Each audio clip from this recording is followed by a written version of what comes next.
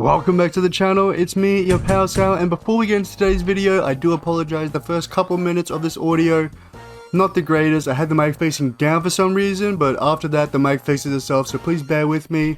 Anyways, onto the video, please enjoy. Today I'm joined by this thing. I picked it up on the street, I've brought it home with me, and now I'm forcing it to play some of my favorite games. The entire premise of this series is that I take her, a woman, who's never really played many games in her lifetime, other than stuff like Fortnite and Minecraft, the very basics, and stuff that I forced her to play, like No I'm Not Human and Cult of the Lamb, and force her to try games because she has a bad habit of trying something for about an hour and then dropping it because it's just shit, it's boring. She has a very low attention span. It's bad. She can barely watch a movie. She's autistic, but she denies it. Not autistic. I love you so much. We'll get you a diagnosis. She has also seen me play a few games, such as Geometry Dash and Dispatch. Geometry Dash is on the list, which I'm very excited for her to get. She loves Geometry Dash. She loves hearing the same song play over and over and over again. This series is basically my way to mentally abuse her, and it be okay. There are games on here that I think she will love, such as Satisfactory, Don't Starve, and Hades, as well as some games that are going to make her lose her fucking mind, like Elden Ring, Overwatch, and Ultra Kill. Of course, all the games on this wheel aren't all that she's going to have the chance to play, because I want you guys in my Discord or in the comments to give suggestions, and you don't have to be nice about it. You can torture her and watch her break down and rage, because she's a rageful, spiteful little bitch. In this series, every game that she gets, she will be forced to play for an entire week, 2 hours on the first and last day, and every other day of the week, 1 hour. So a total of 9 hours she is forced to play. If she's enjoying her time and wishes to play more, she's more than welcome to. And I, while watching, am not allowed to give her any tips, any hints, nothing. I want to see how games are for people that don't have the instinct and the intuition that most gamers have. Because we've played games since we were children. We just understand things inherently better than other people. Because one of the hardest things to do in game design is to naturally and without shoving it down your throat, guide you and help you learn the mechanics. With all of that hoopla out of the way, it's time to spin the wheel and see what we get. It's not that bad? Not that bad. Not that bad. You've heard about it? What have you heard about it? Mainly just there's a lot of adventuring and a lot of battles. There are a lot of fights. It's like 90% fighting. When she played Cult of the Lamb, she loved the slavery part. She loved the sacrificing part. She's a bit of a psycho, but I'm sorry.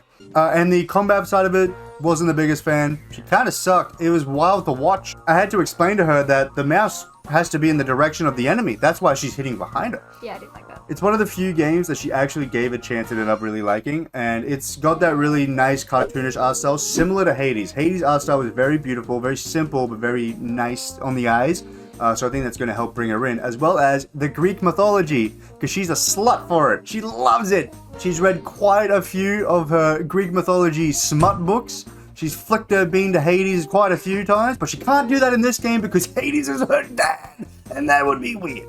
I don't know how accurate Hades is to actual Greek mythology, but I'm sure we'll find out because she's going to tear this apart like a fat man on Christmas dinner. Also, I'm wearing this, but the video might not come out until like January or February, so I'm sorry, but I'm jolly. I'm being merry right now, and you can deal with it. For those of you who don't know what Hades is, where the f have you been? Hades is one of probably the biggest indie games of all time. It came out in 2020 and actually won Indie Game of the Year for that year. It's a top-down roguelike game made by Supergiant. They recently came out with Hades 2. Pretty good. Pretty good. Not as good as Hades 1. And it's not because it's a woman. It's just coincidental. It is because it's a woman.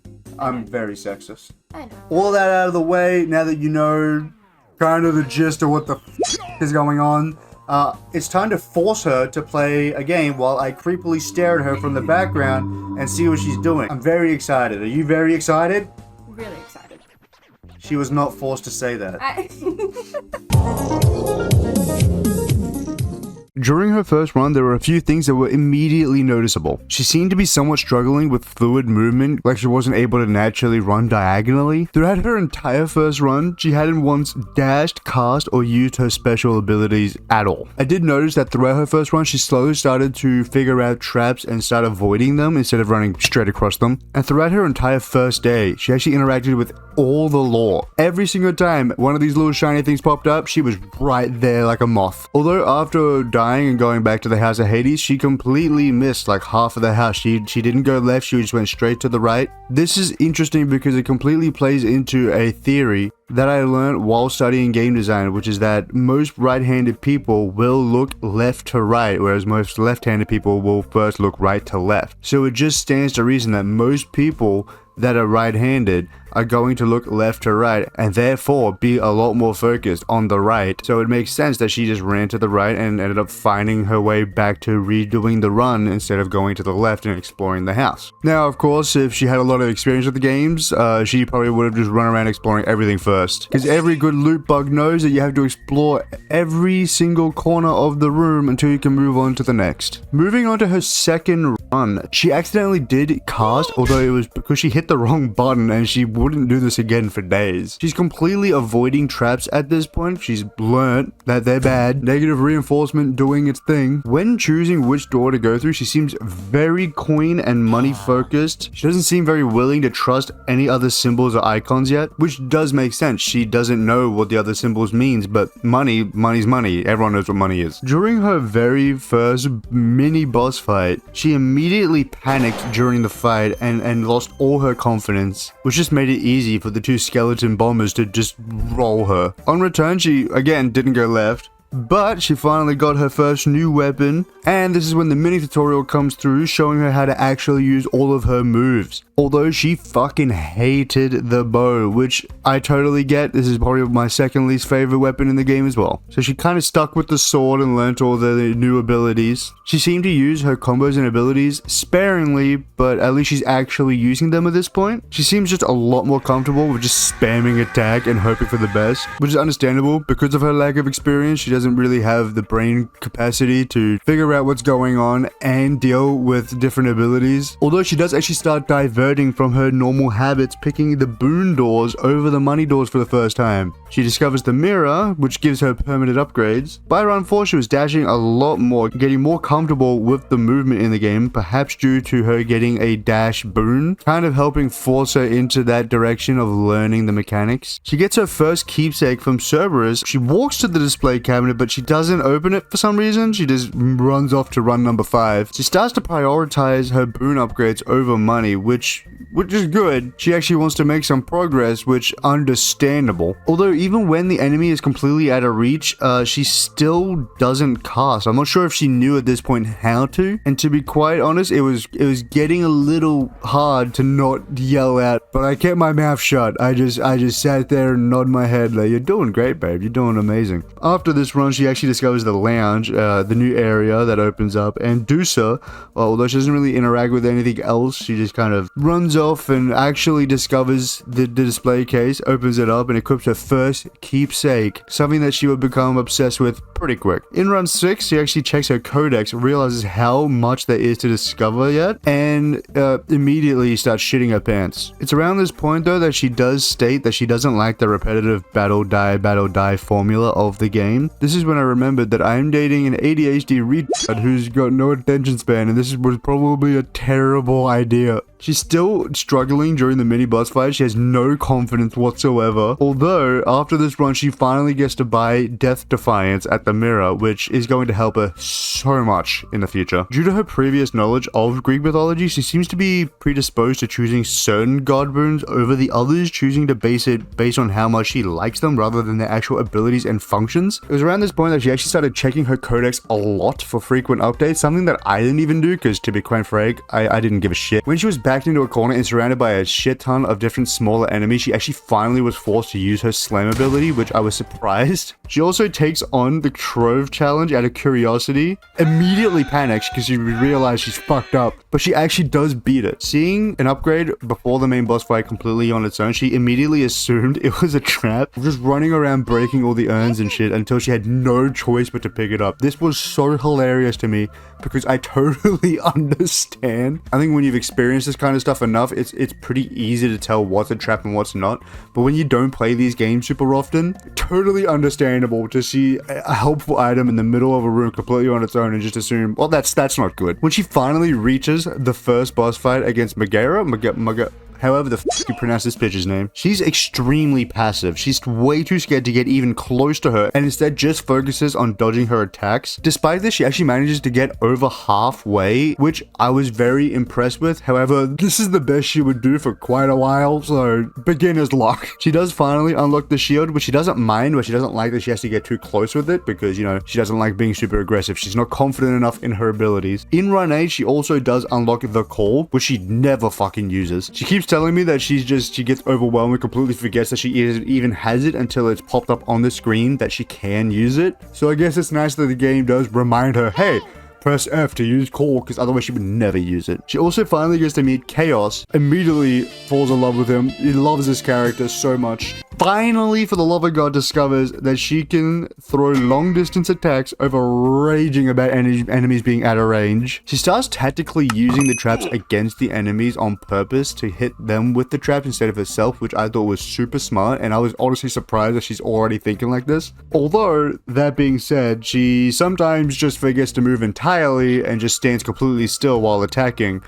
So, you know, ups and downs, gentlemen, ups and downs. She does reach Megara again, completely unconfident in her abilities still. She does once again get humbled, as expected. Although despite her time being up, she chooses to continue to play, which I was kind of surprised about. During her last 3 runs of the day, she was actively hunting down gifts to earn more keepsakes. Like I said, she starts locking in on this. She loves the idea of this. She's starting to resent Megara at this point, a little bit of rage seeping through. Although saying she's my type of woman, she doesn't realize yet that she can have her. It's just a lot of work. She starts becoming a lot more intrigued in the lore of the world. She starts learning about Persephone in the flashbacks, which get her completely hooked. And combat-wise, she starts getting a lot more aggressive and confident in her abilities during normal chambers. However, during her mini boss fights and big boss fights, she still completely panics and loses all her confidence. It seems like the gravity and the stress of a boss fight is completely getting to her and she's not thinking things through. She seems to think that because it's a big bad boss, she has to be passive and take her time, which is not the case at all. The aggressiveness is why she's been doing so well, and then when she throws it out the window, doesn't work for her. She's not really the passive type of person. She's an aggressive bitch. She finally unlocks her favorite weapon of the game, the trident, and by the end of the day, she actually played an hour over her mandatory time, so she's already up to 3 hours of playtime. From 1 nectar to 10 nectars, what would you rate it? As of right now, your first opinion. Probably like a 7. 7 nectars out of 10, that's pretty good. 7 nectars out of 10 is not bad. For day 2, she actually played 2 hours alone while I was out at work. And here are the things that happened / she learned while I was away. She learned that in the mirror, she can actually swap around the upgrades for different effects. She met the boulder guy, continued collecting keepsakes, unlocked all the rest of her weapons, although still hasn't beaten Megara. Now onto her mandatory hour. The things that I have observed that have changed since yesterday, she has seemingly gotten a lot more confident while fighting all the mini bosses, as well as just in general combat. She seems to have really taken a liking to the trident. This is definitely her style, although she still only really seems comfortable with her normal attacks and her dashing, which she has seemed to really grown fond of. Still not using her other abilities. However, apparently she is attempting to use cast more often. However, up until this point, I haven't really seen much of that. In the Megara fight, she seems way too focused on defeating the smaller enemies instead of actually attacking Megara herself. They seem to be taking her focus away from the main fight, which is causing her to drag the fight out and end up dying. She's grown to really favor the Chaos and Artemis boons over the others, which is interesting because I personally was also a big Artemis fan, as well as Ares and Zeus. She's also considering her options in the Charon shop, or Charon, however the fuck you say it, a lot longer than usual, trying to strategize how to spend her limited money more. Also, very exciting news, she finally beats Megara. You want to guess how? By using her call. Although this would be bittersweet because upon realizing that she'd have to go through all of that again when she dies, she is immediately heartbroken. She hates that. Up to the second stage, she does struggle against some of the new enemy types, having to relearn a lot of the combat as the playstyle does change. She also at one point hesitates to cross the lava lakes for quite a while, like at least a minute and a half. It takes her a while to figure out that she can just dash across it, where instinctively I think most gamers would just know that you can dash across it. So it was interesting to see her slowly figure that out and have to like get over that learning curve. She does actually first try reach the bone hydra, although promptly getting humbled, which love that. We've all been there. Very epic interview time. Day 2. She played this shit for 3 hours today. She played it 2 hours over the mandatory limit. Finally beat Megra. How do you feel? How do you feel you finally fucking beat her? I hope I never see her again. What do I have news for you? Yesterday, you rated it a 7 out of 10. Yep. How you feeling now? I reckon a 9. A 9? A 9. We'll see if that 9 sticks, because I feel like at some point you're going to start resenting some of the combat. I was going to say, it seems like you've really attached yourself to the spear. Yeah, You like that shit? I like the distance, but not like the bow and arrow where I actually have to aim. That being said, I'm planning to keep these days shorter than the first day. So we're just going to move on straight to the third day. You don't need to hear her yap, but this is about me. Me. Not too much happened on day 3, although while I was out at work, she had played 2.5 hours of the game on her own. In that entire time, she still hadn't beaten Megara again. By this point, she was starting to crash out a little bit of frustration seeping in, bit of gamer rage perhaps. The entire time I was gone, she was pretty much just focused on collecting more keepsakes, something that she's really started to love. She's also begun actually casting and using her call more often. At this point, she's tried all the other weapons and she hates the gun and bow, which I can't blame her, they suck. During our mandatory hour, she's still being way too passive with Megara, and she's focusing way too much on the other smaller enemies and not the big baddie that's killing her. She's no longer using Chaos Boons as much, and she's starting to prefer Athena and Zeus Boons. She's also finally using Athena's deflect attack properly, something she wasn't doing up until now, something I assume she figured out on accident. And finally, for her last run of the night, she finally got more aggressive with Megara. And guess what? It worked. She beat her. Not only that, but she finally reached the Hydra again. To be fair, got humbled pretty quick. Her rating of the game has gone from a 9 to an 8. I assume just from pure anger and frustration. A couple of the things that she told me she really likes is the fated list, as it gives her a list of smaller things to work on to keep it from getting stale. She loves progressing the mirror upgrades and, of course, the keepsakes. Although she is still complaining about how repetitive the game is, having to restart from the start again is frustrating, which I get it. Other than that though, not too much has happened on day 3, so let's just move right on to day 4.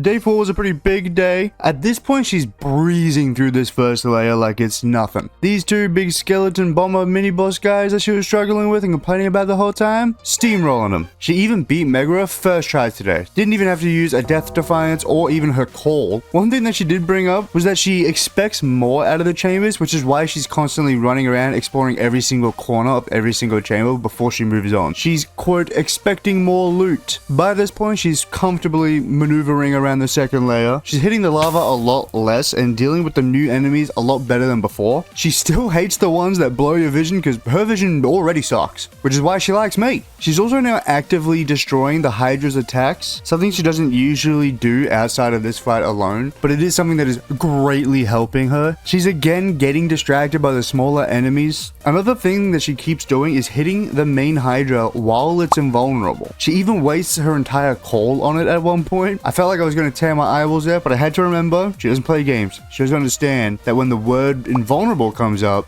it's invulnerable. It takes her a while, almost towards the end of the fight when she's about to die, she realizes that she has to kill the smaller Hydras in order to kill the big Hydra. Something I already thought she'd figured out, but apparently not. Unfortunately, she did figure this out way too late and it cost her the win. She lost. This is when I go to peek at her mirror upgrades. At this point, she is so upgraded. She does still want to upgrade her Death Defiance again, but she doesn't have the patience to get 500 crystals. Her words, not mine. The people she's actively building relationships with at the moment is Karen, Chaos, Ares, and Skelly. A pretty interesting roster of choices. She also told me that she loves the Codex because she loves collecting lore and learning more about the world. This is something I feel like a lot of gamers themselves don't even do, especially me. I'm real bad for it. So it's really interesting to see her dive so deep into this, but it kind of makes sense because she is a book girl, loves her weird smutty books. Upon reaching the Hydra again, she's starting to attack the Hydra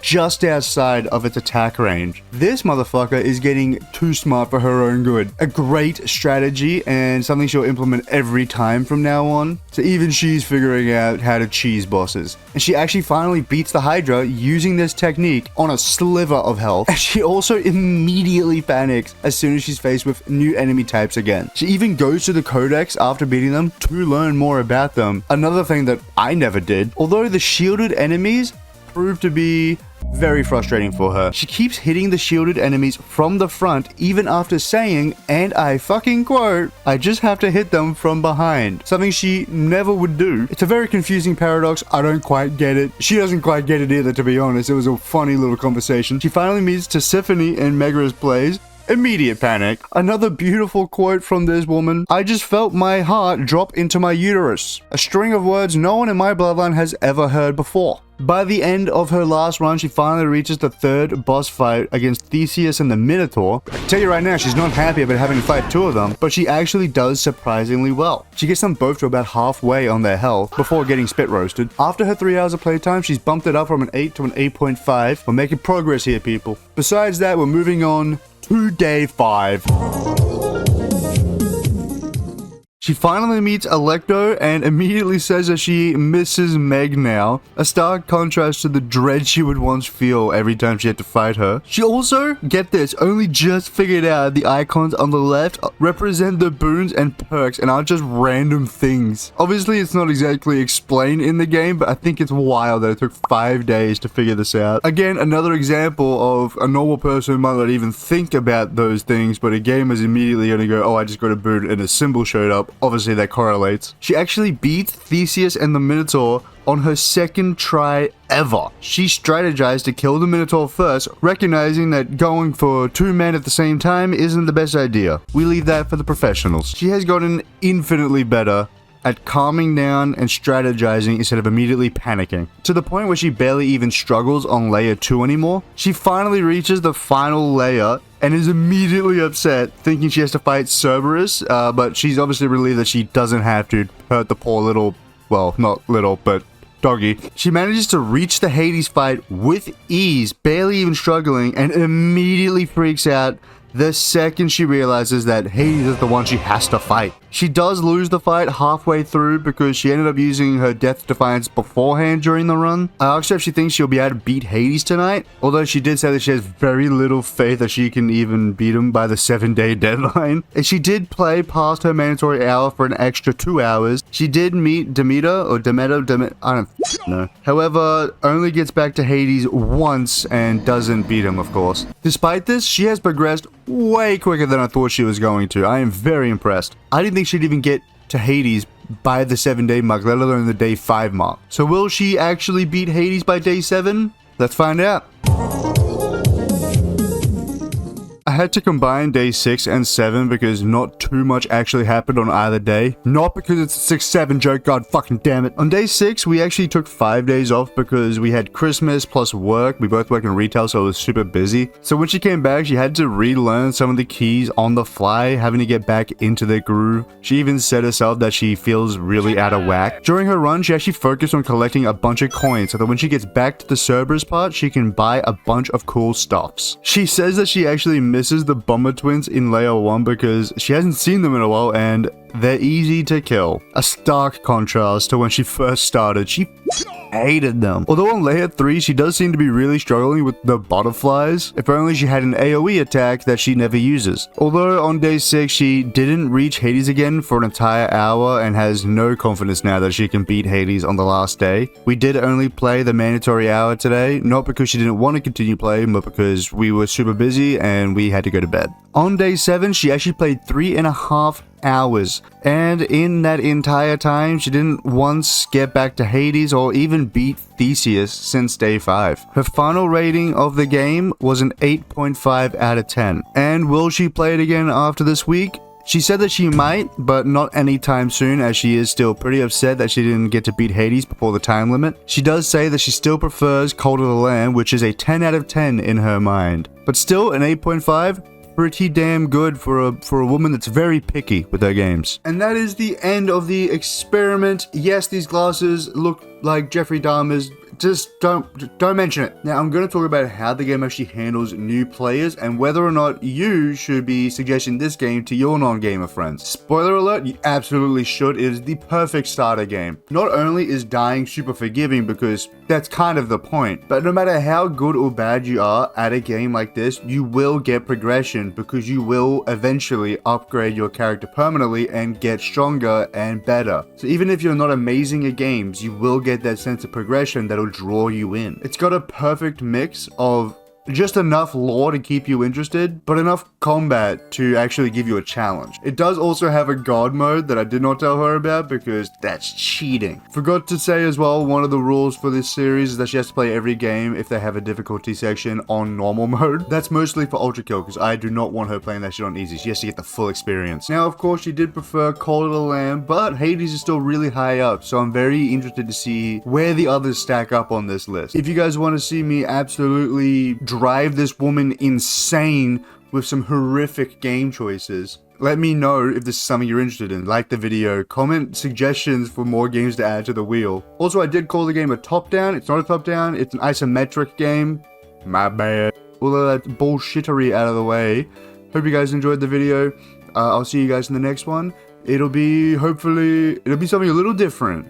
Not game related, I think.